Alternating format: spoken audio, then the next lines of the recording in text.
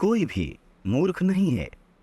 धन के साथ आपके व्यक्तिगत अनुभव, संसार में क्या हुआ, शायद उसका 0.0001% मात्र है, लेकिन आपके विचारानुसार संसार कैसे चलता है उसका 80% है।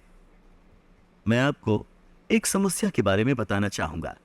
इसे जानकर आप अपने पैसों के साथ क्या करते हैं इस बारे में बेहतर महसूस करेंगे और दूसरे अपने पैसों के साथ क्या करते हैं इस बारे में कम जजमेंटल होंगे। लोग पैसों के साथ कुछ मूर्खतापूर्ण हरकतें करते जरूर हैं, लेकिन कोई भी मूर्ख नहीं है। बात असल में यह है कि अलग अलग पीढ़ियों के लोग, जिनका पालन पोषण करने वाले माता पिता की आय अलग है, जीवन मूल्य अलग हैं, जो विश्व के विभिन्न क्षेत्रों में अलग अलग इकोनॉमी में जन्मे, जिन्होंने अलग अलग जॉब मार्केट में विविध प्रकार के प्रोत्साहन और भाग्य का अनुभव किया, वो एक दूसरे से बहुत ही ज्यादा अलग लेसन्स सीखते हैं। दुनिया कैसे चलती है इस बारे में हर किसी का अपना ही अनुभव होता है, और जो आपने अनुभव किया है वो कहीं अधिक प्रभावशाली है उसके मुकाबले जो आप किसी और से सुनते या सीखते हैं। इसीलिए हम सब, आप, मैं और हर व्यक्ति धन दौलत कैसे काम करती है इससे संबंधित अपने मूल्यों के सहारे अपना जीवन गुजारते हैं, और अलग अलग लोगों के लिए इन मूल्यों में जमीन आसमान का फर्क हो सकता है। जो आपको मूर्खतापूर्ण लगे वो मेरे लिए मायने रख सकता है। जो व्यक्ति गरीबी में पला बढ़ा वो जोखिम और रिटर्न के बारे में जैसा सोचता है वैसा एक समृद्ध बैंकर की संतान चाहे भी तो सोच नहीं पाएगा। एक व्यक्ति जो ऐसे समय में पला बढ़ा जब इन्फ्लेशन की दर अधिक थी, उसने वो अनुभव किया जो उस व्यक्ति को नहीं करना पड़ा जो स्थिर कीमतों के बीच पला बढ़ा। एक स्टॉक ब्रोकर जिसने रिसेशन में अपना सब कुछ गंवा दिया, उसने जो अनुभव किया सन 1990 के दशक की ग्लोरी में काम करने वाला एक तकनीकी कर्मचारी उसकी कल्पना भी नहीं कर सकता। एक ऑस्ट्रेलियन जिसने 30 वर्षों में कोई फाइनेंशियल क्राइसिस देखी ही नहीं, उसने कुछ ऐसा अनुभव किया है जो किसी अमेरिकी नागरिक ने कभी नहीं किया। बस इतना ही नहीं, अनुभवों की ये सूची असंख्य है। आप धन दौलत के बारे में कुछ ऐसा जानते हैं जो मैं नहीं जानता, और इसका विपरीत भी उतना ही सच है। जिन धारणाओं, उद्देश्यों, फोरकास्ट के साथ आप अपना जीवन जीते हैं वो मुझसे अलग हो सकता है। ऐसा इसलिए नहीं है कि हम एक दूसरे से अधिक होशियार हैं या फिर दूसरा अधिक जानकारी रखता है। ऐसा इसलिए है कि हमारे जीवन अलग अलग हैं, जो हमारे विविध और बराबरी के ठोस अनुभवों से रचे हैं। धन के साथ आपके व्यक्तिगत अनुभव, संसार में क्या हुआ, शायद उसका 0.0001% मात्र है, लेकिन आपके विचारानुसार संसार कैसे चलता है उसका 80% है। इसीलिए समान रूप से होशियार लोग इस बात पर बहस कर सकते हैं कि रिसेशन कैसे और क्यों होती है, आपको इन्वेस्ट कैसे करना चाहिए, आपको किसे प्राथमिकता देनी चाहिए, कितना जोखिम उठाना चाहिए वगैरह। सन 1930 के अमेरिकी पारखी अपनी किताब में फ्रेडरिक लुइस एलन ने लिखा कि रिसेशन ने लाखों अमेरिकियों को उनके शेष जीवन काल के लिए अंदरूनी तौर पर प्रभावित किया है, लेकिन अनुभवों की काफी विभिन्नता थी। 25 वर्ष बाद जब जॉन एफ कैनेडी राष्ट्रपति चुनाव लड़ रहे थे तो एक रिपोर्टर ने उनसे पूछा कि उन्हें महामंदी के बारे में क्या याद है। उन्होंने कहा, मुझे रिसेशन के बारे में कोई प्रत्यक्ष जानकारी नहीं है। मेरा परिवार दुनिया के सबसे धनी परिवारों में से एक था और ये उस समय काफी था। हमारे पास बड़े घर, नौकर चाकर थे और हम बहुत घूमा फिरा करते थे। जो चीज़ मैंने प्रत्यक्ष रूप से देखी वो बस ये थी कि मेरे पिता ने कुछ और मालियों को सिर्फ इसलिए काम पर रखा कि उन्हें नौकरी मिल जाए जिससे वो अपना पेट भर सकें। मुझे रिसेशन के बारे में कुछ पता नहीं था जब तक मैंने हार्वर्ड में इसके बारे में पढ़ा नहीं था। ये सन 1960 के चुनाव का एक मुख्य मुद्दा था। लोगों को लगा कि कैसे कोई व्यक्ति इकोनॉमी की बागडोर संभाल सकता था जिसे पिछली पीढ़ी के सबसे बड़े फाइनेंशियल क्राइसिस की कोई जानकारी ही नहीं थी। इसका कंपनसेशन काफी हद तक जेएफ कैनेडी के द्वितीय विश्व युद्ध के अनुभव के द्वारा हो गया। ये पिछली पीढ़ी में व्यापक एक दूसरा भावनात्मक अनुभव था जो उनके मुख्य प्रतिद्वंदी हुबर्ट हम्फ्रे के पास नहीं था। हमारे सामने चुनौती ये है कि स्टडी या ओपन माइंडेडनेस की कोई भी मात्रा भय और अनिश्चितता की शक्ति को उत्पन्न नहीं कर सकते। मैं इस बारे में पढ़ सकता हूं कि रिसेशन में अपना सब कुछ गंवा देना कैसा रहा होगा, लेकिन मेरे मन में उन लोगों की तरफ भावनात्मक घाव नहीं है जिन्होंने वास्तव में वो अनुभव किया।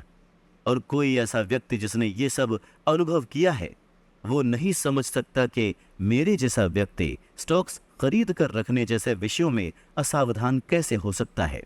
हम दुनिया को बिल्कुल अलग नजरिए से देखते हैं।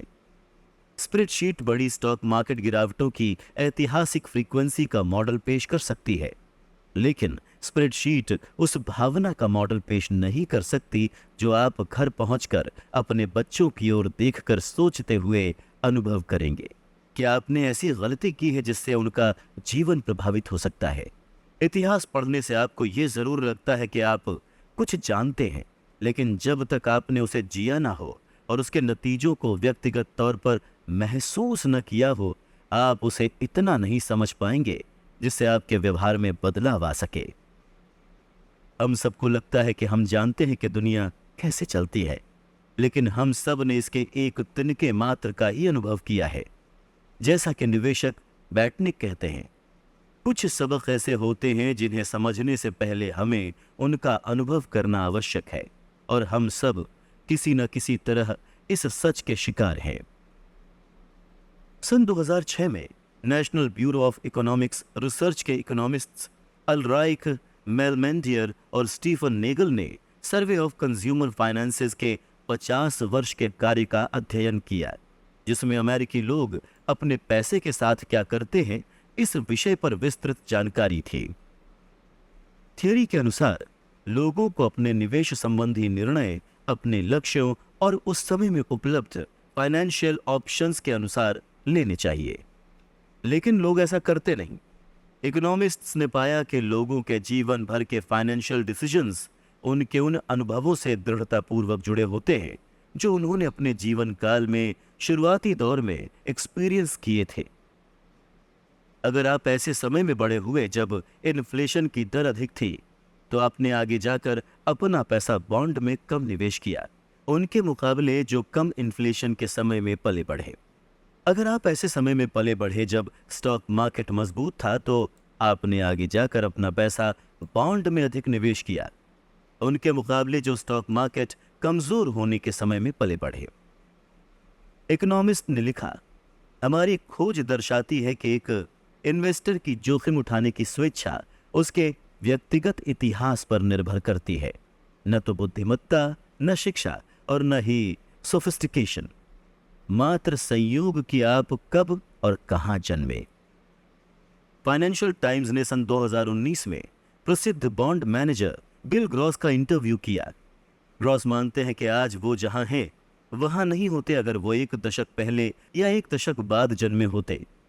लेख का कहना था, ग्रॉस के करियर ने ढहती ब्याज दरों के साथ अच्छा मेल खाया, जिससे बॉन्ड की कीमतों को अनुवाद मिल गया। इस तरह की घटनाओं से न सिर्फ आपको मिलने वाले अवसर प्रभावित होते हैं, इससे जब वो अवसर आपकी ओर आते हैं तो उन अवसरों के बारे में आपकी सोच भी प्रभावित होती है। ग्रॉस के लिए बॉन्ड पैसा बनाने की मशीन के समान थे। उनके पिता की पीढ़ी के लिए जो इन्फ्लेशन की ऊंची दर के समय बड़े हुए और उसे झेला, बॉन्ड धन भस्मक प्रतीत होंगे। धन दौलत को लेकर लोगों के अनुभवों में जो अंतर है वो छोटा नहीं है। उन लोगों के बीच भी जहां आपको ये अनुभव एक जैसे लगे। अब स्टॉक को ही लीजिए, अगर आपका जन्म सन 1970 में हुआ, आपकी किशोरावस्था और युवावस्था के समय S&P 500 लगभग 10 गुना बढ़ा, इन्फ्लेशन समायोजित होकर। ये एक अद्भुत प्रतिफल है। अगर आपका जन्म सन 1950 में हुआ, तो मार्केट आपकी किशोरावस्था और युवावस्था के समय इन्फ्लेट होकर कहीं भी नहीं गया। लोगों के ये दो अलग समूह अपने जन्म का वर्ष अलग होने के कारण स्टॉक मार्केट को लेकर विविध दृष्टिकोण के साथ अपना जीवन गुजारते हैं, या इन्फ्लेशन। अगर आपका जन्म सन 1960 में अमेरिका में हुआ, आपकी किशोरावस्था और युवावस्था के समय जब आप अपने युवा संवेदनशील वर्षों में इकोनॉमी के ज्ञान का आधार विकसित कर रहे थे, इन्फ्लेशन ने कीमतें 3 गुना बढ़ा दी। ये बहुत होता है। आपको गैस लाइनें और वेतन याद रहते हैं, वेतन जो पिछली बार के मुकाबले और कम दिन चलता है। लेकिन अगर आपका जन्म सन 1990 में हुआ, आपके पूरे जीवन में इन्फ्लेशन की दर इतनी कम रही कि शायद कभी इसका विचार आपको छूकर भी न गुजरा हो। अमेरिका का नेशन वाइड अनएम्प्लॉयमेंट रेट नवंबर सन 2009 में 10% था, लेकिन 16 से 19 वर्ष के अफ्रीकी अमेरिकी किशोरों के बीच बेरोजगारी दर 49% थी।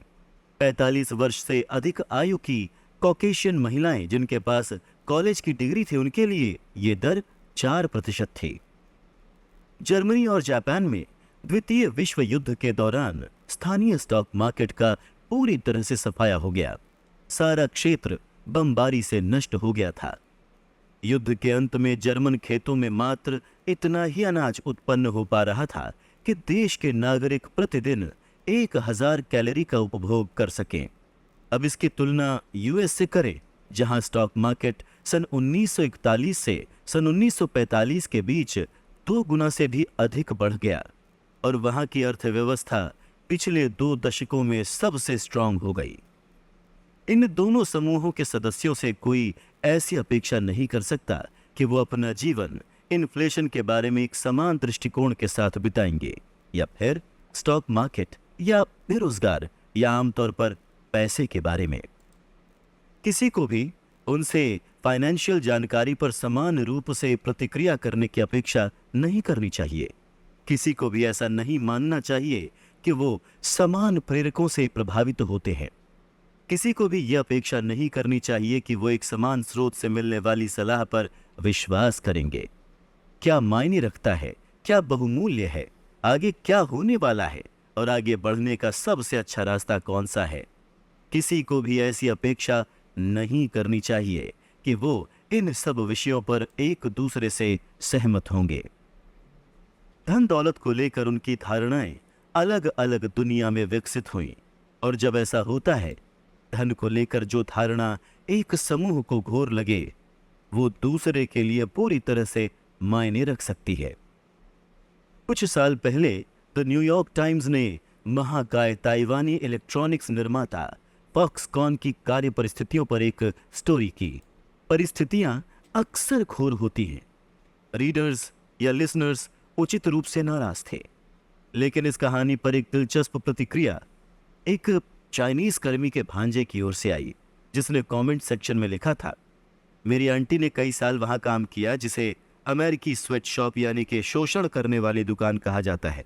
यह बहुत मेहनत का काम था, लंबे घंटे, कम मेहनताना, खराब कार्य परिस्थितियां। क्या आप जानते हैं कि वहां काम करने से पहले मेरी आंटी क्या करती थी? वो एक वेश्या थी। उस पुरानी जीवन शैली की तुलना में एक स्वेट शॉप में काम करने का विचार मेरे अनुसार एक सुधार है। मैं जानता हूं कि मेरी आंटी कुछ चिल्लर के लिए कई पुरुषों के द्वारा अपने शरीर का शोषण करवाने के बजाय कुछ डॉलर के लिए किसी दुष्ट कैपिटलिस्ट बॉस के हाथों शोषित होना पसंद करेंगी। इसीलिए मैं बहुत से अमेरिकियों की सोच से नाराज हूं। हमारे पास पश्चिम वासियों जैसे अवसर नहीं है। हमारी सरकारी संरचना अलग है, ये देश अलग है। हाँ, फैक्ट्री के काम में कड़ी मेहनत लगती है। क्या ये बेहतर हो सकता है? हाँ, लेकिन सिर्फ तब जब आप इस तरह से अमेरिकी नौकरियों की तुलना करें। मुझे नहीं पता कि इसका मतलब क्या निकाला जाए। मेरा एक हिस्सा इसका बहुत ही सीरियसली विरोध करना चाहता है, लेकिन मेरा एक और हिस्सा ये समझना चाहता है। लेकिन मुख्यतः ये एक उदाहरण है कि किस प्रकार अलग अलग अनुभव किसी विषय पर इतनी विविध धारणाओं को जन्म देते हैं कि एक गुट को सब कुछ ब्लैक एंड व्हाइट होना ही सही लगता है।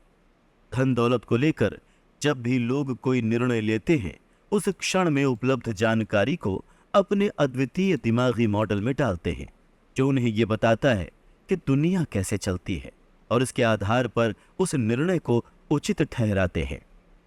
वो लोग अपनी जानकारी में गलत हो सकते हैं, उनकी जानकारी अधूरी हो सकती है, वो गणित में अनिपुण हो सकते हैं, वो विभत्स मार्केटिंग की बातों में आ सकते हैं, या हो सकता है कि उन्हें अंदाजा ही ना हो कि वो क्या कर रहे हैं।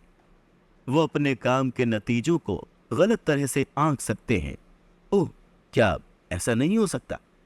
लेकिन हर वो निर्णय जो लोग लेते हैं वो उनके लिए मायने रखता है और उनके अनुसार सभी आवश्यक पहलुओं की पूर्ति करता है।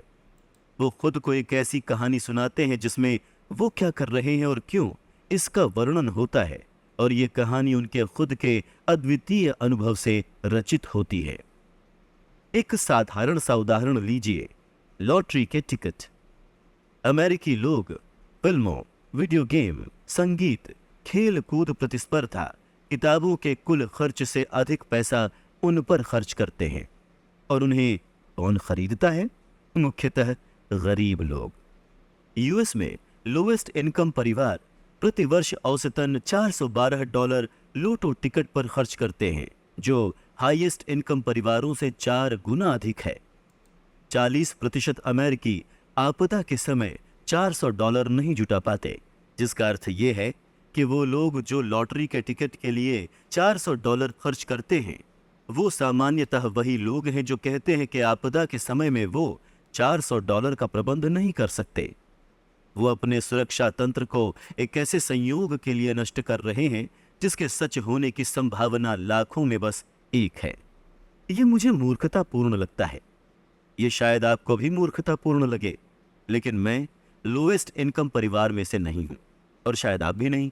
इसीलिए हम में से काफी लोगों के लिए ये समझना कठिन है कि लोएस्ट इनकम वाले लॉटरी टिकट खरीदारों के सबकॉन्शियस मन में क्या तर्क चलता है। अगर थोड़ा जोर डालें तो आप कल्पना कर सकेंगे कि ये कुछ इस प्रकार होता होगा। हम एक पगार से दूसरी पगार के बीच किसी तरह जीते हैं और बचत की तो दूर तक भी संभावना नहीं। अच्छे वेतन की नौकरी मिलने की भी कोई संभावना नहीं है। हम छुट्टियां मनाने नहीं जा सकते और न ही नई कार, स्वास्थ्य बीमा या सुरक्षित इलाके में घर का इंतजाम कर सकते हैं। हम बिना कमर तोड़ने वाले लोन के अपने बच्चों को कॉलेज में भर्ती नहीं करा सकते। आप में से जो लोग फाइनेंस संबंधी किताबें पढ़ते हैं, आपके पास वो सब कुछ या तो पहले से है या उसे पाने की अच्छी संभावना है, जो हमारे पास नहीं हो सकती। लॉटरी टिकट खरीदना ही हमारे जीवन का वो पल है जब हम ठोस रूप से वो सब पाने का सपना देख सकते हैं जो हमारे पास है और जिसे हम महत्व नहीं देते। हम एक सपने की कीमत चुका रहे हैं और आप ये नहीं समझ सकते क्योंकि आप पहले से ही वो सपना जी रहे हैं, और इसीलिए हम आपसे ज्यादा लॉटरी के टिकट खरीदते हैं। आपको इस तर्क से सहमत होने की आवश्यकता नहीं। जब आप दिवालिया हो, लोटो टिकट खरीदना बुरा विचार ही है, लेकिन मैं समझ सकता हूं कि लोटो टिकट की बिक्री क्यों चलती रहती है। और ये विचार जो आप कर रहे हैं वो मूर्खतापूर्ण है, लेकिन मैं समझ सकता हूं कि आप ऐसा क्यों कर रहे हैं। इससे हमारे कई फाइनेंशियल डिसीजंस का रूट अनकवर होता है। कुछ लोग फाइनेंशियल डिसीजंस पूर्ण रूप से एक स्प्रेडशीट के द्वारा करते हैं। वो खाने की मेज पर या कंपनी की किसी मीटिंग में उन्हें बनाते हैं। ऐसे स्थान जहां व्यक्तिगत इतिहास, संसार के प्रति आपका अद्वितीय दृष्टिकोण, अहंकार, अभिमान, मार्केटिंग और विचित्र प्रेरक के साथ मिलकर एक ऐसा नैरेटिव बनाते हैं जो आपके लिए काम करता हो। एक अन्य पहलू जो ये स्पष्ट करने में सहायता करता है कि मनी डिसीजंस क्यों इतने कठिन होते हैं और क्यों इसमें इतना दुराचार होता है, वो ये समझना है कि ये विषय बहुत नया है। धन दौलत तो काफी समय से हमारे चारों ओर है। ऐसा माना जाता है कि लीडिया, जो अब तुर्की का भाग है, वहां के राजा एलियट्स ने 1600 ईस्वी पूर्व में पहली आधिकारिक मुद्रा बनाई। लेकिन मनी डिसीजंस का आधुनिक आधार बचत और निवेश ऐसे कॉन्सेप्ट पर आधारित है जो अभी नवजात है। अब रिटायरमेंट को ही लीजिए। सन 2018 के अंत में यूएस के रिटायरमेंट खातों में $27 ट्रिलियन की राशि थी, जिसके अनुसार यह आम निवेशकों की बचत और निवेश निर्णयों का मुख्य चालक था। लेकिन रिटायर होने का पूरा कंसेंट अधिक से अधिक 2 पीढ़ी पुराना है। द्वितीय विश्व युद्ध से पहले अधिकांश अमेरिकी अपनी मृत्यु तक काम किया करते थे। ये अपेक्षा भी थी और वास्तविकता भी। सन 1940 तक 65 वर्ष और उससे अधिक आयु के पुरुषों की श्रमिक वर्ग में भागीदारी दर 50% थी। सामाजिक सुरक्षा ने इसे बदलने का प्रयास किया, लेकिन इसके शुरुआती लाभ एक प्रॉपर पेंशन की तुलना में कुछ खास नहीं थे। जब एडा में फुलर ने सन 1940 में अपना पहला सामाजिक सुरक्षा चेक कैश कराया, जिसका मूल्य $22.54 था, या इन्फ्लेशन से समायोजित होकर $14। सन 1980 तक पहुंचने के बाद ही रिटायर्ड लोगों के लिए औसत सामाजिक सुरक्षा चेक बढ़कर $1000 प्रति माह हुआ। इन्फ्लेशन से समायोजित होने के बाद सेंसस ब्यूरो के अनुसार 65 वर्ष से अधिक आयु के 1/4 अमेरिकी सन 1960 के दशक के अंत तक गरीबी में जी रहे थे। ऐसी एक प्रचारित धारणा है कि सभी को निजी पेंशन मिला करती थी, लेकिन यह बेतहाशा रूप से एग्रीगेटेड बात है। एम्प्लॉय बेनिफिट रिसर्च इंस्टीट्यूट के अनुसार 65 वर्षीय और उससे अधिक आयु के लोगों में से सिर्फ 1/4 को सन 1975 में पेंशन आय मिला करती थी। उस भाग्यशाली अल्पसंख्यक वर्ग में घरेलू आय का मात्र 15% पेंशन से आता था। सन 1955 में न्यूयॉर्क टाइम्स ने रिटायर होने की बढ़ती लालसा और कंटिन्यू होती इनएबिलिटी के बारे में लिखा। एक पुरानी कहावत को अलग तरह से व्यक्त करें तो रिटायरमेंट के बारे में सभी बात करते हैं, लेकिन बहुत ही कम इस बारे में कुछ करते हैं। सन 1980 तक यह धारणा सुदृढ़ नहीं हुई थी कि हर कोई रिटायरमेंट के योग्य है और हर किसी को एक डिग्निफाइड रिटायरमेंट राशि मिलनी चाहिए। और तब से लेकर उस डिग्निफाइड रिटायरमेंट को पाने के उपाय में यही अपेक्षा रही है कि हर कोई अपनी खुद की आय से बचत करके उसे निवेश करे। मैं फिर से दोहराना चाहूंगा कि यह विचार कितना नया है। 401 के अमेरिकी रिटायरमेंट के बचत माध्यम का आधार सन 1978 तक अस्तित्व में नहीं आया था। रोथ IRA सन 1978 तक नहीं जन्मा था। अगर ये एक व्यक्ति होता तो अब तक मुश्किल से मद्यपान करने की आयु तक पहुंचा होता। किसी को भी इससे अचरज नहीं होना चाहिए कि हम में से काफी लोग रिटायरमेंट के लिए बचत और निवेश में अच्छे नहीं हैं। हम मूर्ख नहीं हैं, हम सब बस नौसिखिए हैं। कॉलेज के लिए भी यही लागू होता है। 25 वर्ष से अधिक आयु के अमेरिकियों में बैचलर्स डिग्री रखने वालों की संख्या सन 1940 में 20 में से 1 से भी कम के मुकाबले सन 2015 में 4 में से 1 तक पहुंच चुकी है। इस समय के दौरान औसत कॉलेज ट्यूशन में इन्फ्लेशन से समायोजित होकर लगभग 4 गुना की बढ़ोतरी हुई। कुछ इतना बड़ा और महत्वपूर्ण जिसने इतने कम समय में समाज को इतने गंभीर रूप से प्रभावित किया है। इससे पता चलता है कि पिछले 20 वर्षों में लोगों ने एजुकेशन लोन को लेकर इतने खराब निर्णय क्यों लिए हैं। हमारे पास दशकों का एक्यूमुलेटेड एक्सपीरियंस तक नहीं है जिससे हम सीखने का प्रयत्न मात्र भी कर सकें। हम बस जुगाड़ करके काम चला रहे हैं। इंडेक्स फंड पर भी ये लागू होता है, जिसे शुरू हुए अभी 50 वर्ष भी पूरे नहीं हुए हैं। हेज फंड्स का भी यही हाल है, जो अब से 25 वर्षों पहले तक शुरू भी नहीं हुए थे।